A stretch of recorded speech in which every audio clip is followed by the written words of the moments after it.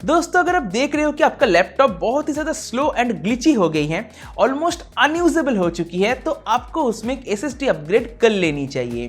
चाहे कोई सा भी SSD हो, चाहे M.2 हो, चाहे SATA SSD हो, जो भी आपके लैपटॉप में सपोर्टेड है वो आप लगा लीजिए। ज़्यादा कुछ भी करने की ज़रूरत नहीं है और आप देखोगे कि आपका लैपटॉप ऑलमोस्ट नए जैसा हो जाएगा। पर ये होगा कैसे? देखिए, जनरली दो तरीके होते हैं।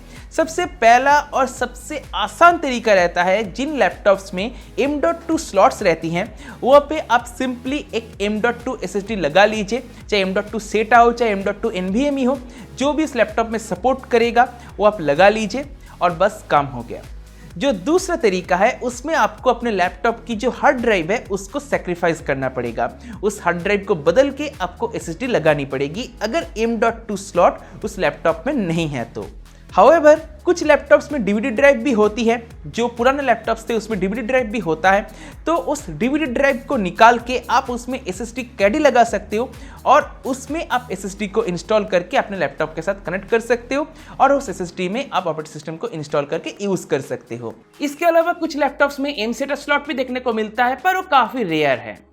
मैं दोस्तों जिस लैपटॉप में SSD अपग्रेड करने जा रहा हूं, इसमें लकीली सभी के सभी ऑप्शंस अवेलेबल हैं। इसमें M.2 स्लॉट भी है, DVD ड्राइव भी है और हार्ड ड्राइव तो ऑब्वियसली है। यह है HP की 15G BR011TX। अगर दोस्तों आप ये सोच रहे हो कि मुझे कैसे पता चला कि इस लैपटॉप में एक M.2 स्लॉट भी है, सिंपल है, मैंने सिंपली गूगल किया था और वहां से मुझे पता लगा। इस लैपटॉप में सभी तरीके रहने के बावजूद भी इसमें जो SSD अपग्रेडेशन की प्रोसेस है वो थोड़ा सा कॉम्प्लिकेटेड है। लैपटॉप को पीछे से पूरा खोलना पड़ेगा, तभी जाके मैं SSD लगा सकता हूँ। कुछ लैपटॉप्स में दोस्तों SSD hard drive and RAM के लिए एक अलग से कंपार्टमेंट बनाई जाती है, जिसको आप सिंपली एक या फिर दो स्क्रूज को निकाल के खोल सकते हो और इजीली आप उसमें ये सारे डिवाइसेस हैं इनको अपग्रेड कर सकते हो। पर इस पर्टिकुलर लैपटॉप के केस में मुझे पूरे के पूरे लैपटॉप की बैक साइड को खोलना पड़ेगा। तो चलिए इस लैपटॉप को खोलते हैं और देखते हैं कि इसकी कंडीशन कैसा है, कौन से पोर्ट को, कौन से स्लॉट को मैं यूज कर सकता हूं SSD लगाने के लिए। तो जैसा कि आप देख रहे हो कि इस लैपटॉप में रिमूवेबल बैटरी है, तो इसको मुझे सबसे पहले निकालना होगा। इसके लिए सबसे पहले इस स्लाइड स्विच को हटाना पड़ेगा ताकि बैटरी का लॉक खुल जाए और इस दूसरे स्लाइड स्विच से बैटरी बाहर निकल आएगा। अब बारी आती है लैपटॉप की बैक कवर को खोलने की। बैक कवर को खोलने के लिए आपको DVD ड्राइव को सबसे पहले निकालना होगा, अदरवाइज बैक कवर खुलेगा ही नहीं। तो इस स्क्रू को सबसे पहले खोलना है। सभी लैपटॉप्स में जिनमें DVD ड्राइव है, सिस्टम ऑलमोस्ट सिमिलर है। DVD ड्राइव से थोड़ा दूर जाके एक स्क्रू होती है, इसको आपको खोल देना होगा। जैसे आप इस स्क्रू को खोल दोगे, इसके बाद DVD ड्राइव को बाहर की तरफ कुछ ऐसे खींचोगे तो वो बाहर निकल आएगा। आइए अब बाकी स्क्रूज को खोलते हैं। ध्यान रखिए कि सभी स्क्रूज को आपको बारीकी से चेक करना है, उसके बाद ही खोलना है कि कहाँ पे स्क्रूज हैं। कोई भी स्क्रू छूटनी नहीं चाहिए, अदरवाइज डिसअसेंबलिंग के टाइम पे बॉडी डैमेज हो सकती है। अब देखना है कि इसकी बॉडी कहाँ से ओपन हो सकती है। जैसे कि इस पर्टिकुलर केस में ओपनिंग यहाँ से बन रही है, आपको जॉइंट दिख रहा होगा। यहाँ से हम प्राइंग टूल को डालने की कोशिश करेंगे। जैसे ही प्राइंग टूल अंदर घुस जाती है, वैसे ही उसको आगे बढ़ा के ओपनिंग को आगे बढ़ाते जाना है और धीरे धीरे जो पूरा का पूरा बैक कवर है वो ओपन हो जाएगा सभी लॉक्स को खोलने के बाद। जैसे कि आप देख ही सकते हो, थोड़ा सा मशक्कत के बाद जो ये ढक्कन है ये खुल जाती है। तो यहाँ से DVD ड्राइव कनेक्टेड था। थोड़ा ढूंढने के बाद मुझे फाइनली M.2 की स्लॉट मिल गई, पर ये M.2 SATA स्लॉट है। जैसे कि आप इस नॉच को देख सकते हो, ये नॉच लेफ्ट साइड को है। तो इस लैपटॉप में M.2 SATA SSD कनेक्ट करनी पड़ेगी। M.2 NVMe SSD इसमें नहीं चलेगा। दोस्तों मैं यहाँ पे आपको बता दूं कि मैं M.2 SATA SSD परचेस नहीं करने वाला। इस लैपटॉप की जो हार्ड ड्राइव है उसको ही मैं रिप्लेस करने वाला हूँ SATA SSD से। 2.5 इंच फॉर्म फैक्टर वाले जो SATA SSDs आते हैं उनसे मैं रिप्लेस करने वाला हूँ। और ऐसा मैं क्यों कर रहा हूँ, क्योंकि जो हार्ड ड्राइव इसमें लगी हुई है वो खराब हो चुकी है, उससे तरह तरह की नॉइज आती है, जो कि बिल्कुल भी एक अच्छा साइन नहीं है। तो मैं सिंपली करने के वाला हूं कि जो हार्ड ड्राइव है उसको रिप्लेस करके SSD लगा दूंगा। इस हार्ड ड्राइव को रिप्लेस करने के लिए मुझे सबसे पहले इस कनेक्टर को खोलना होगा, जिससे फ्लेक्स केबल बाहर निकल आएगा। अब आपको यहाँ पे 3 स्क्रूज दिख रही होगी, इनको भी मुझे खोलना होगा, जिससे हार्ड ड्राइव और ये असेंबली बाहर निकल आएगा।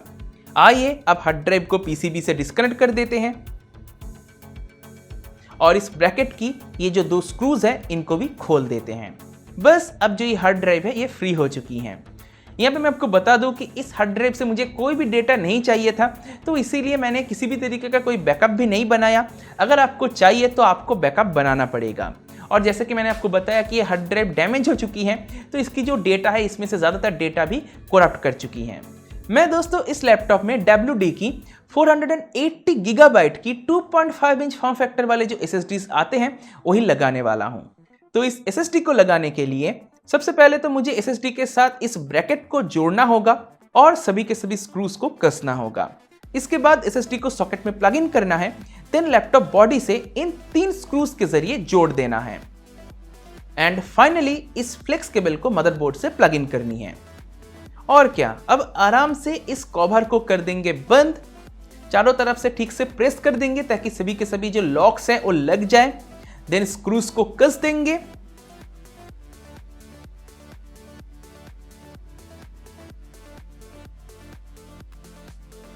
सिर्फ इस स्क्रू को छोड़ के अब मुझे जो DVD ड्राइव है उसको लगानी है। तो DVD ड्राइव को जैसे खोला था वैसे ही हम यहाँ पे लगा देंगे। जैसे ही पूरा DVD ड्राइव अंदर चला जाता है उसके बाद इस स्क्रू को कस देंगे। इसके बाद बैटरी को लगा देनी है, बैटरी को लॉक कर देना है, चार्जर से प्लग इन करना है और करना है लैपटॉप को ऑन। आप चार्जर से प्लग इन कर भी सकते हो, नहीं भी कर सकते हो, ये आपके ऊपर है। यहाँ पे लैपटॉप को ऑन करने के बाद लैपटॉप ऑब्वियसली चालू नहीं होगा क्योंकि उसमें ऑपरेटिंग सिस्टम है ही नहीं। कुछ इस तरह की एरर मैसेज आपको देखने को मिलेगा। तो यहाँ पे मुझे ऑपरेटिंग सिस्टम को डालनी है। मैं simply USB bootable pen drive को यूज करने वाला हूँ जिसमें विंडोज 10 है, तो उसके जरिए ही जो ऑपरेटिंग सिस्टम है उसको मैं इंस्टॉल कर दूंगा। ऑपरेटिंग सिस्टम को इंस्टॉल करने के बाद जो ड्राइवर्स हैं उनको आप इंस्टॉल कर लीजिएगा और जो भी ज़रूरी सॉफ्टवेयर है उनको भी आप इंस्टॉल कर लीजिएगा और बस आपका लैपटॉप रेडी हो जाएगा।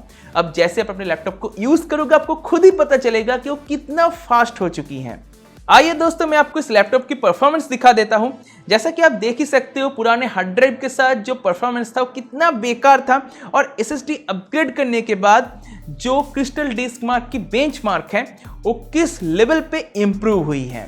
मैंने दोस्तों इस लैपटॉप में फ्यूजन 360, फोटोशॉप जैसे सॉफ्टवेयर्स को भी रन किया था और सभी के सभी सॉफ्टवेयर्स बहुत ही बढ़िया तरीके से रन हो रही हैं और कोई दिक्कत नहीं है।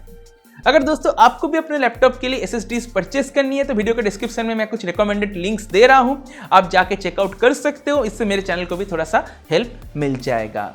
तो बस दोस्तों मुझे उम्मीद है आपको वीडियो कहीं पसंद आया होगा। अगर आपको वीडियो पसंद आया तो वीडियो को लाइक कीजिए, अपने दोस्तों के साथ शेयर कीजिए। अगर आपके मन में कोई सवाल है तो मुझसे कमेंट सेक्शन में बेझिझक पूछ सकते हो, मैं उसका आपको जरूर रिप्लाई करूंगा। अगर आपने मेरे चैनल को अभी तक सब्सक्राइब नहीं किया सब्सक्राइब कर लीजिए, सब्सक्राइब करने के साथ नोटिफिकेशन बेल है उस पर जरूर टैप कर दीजिए। इससे होता जाए मैं कोई नया वीडियो अपलोड करूंगा तो नोटिफिकेशन मिल जाएगी।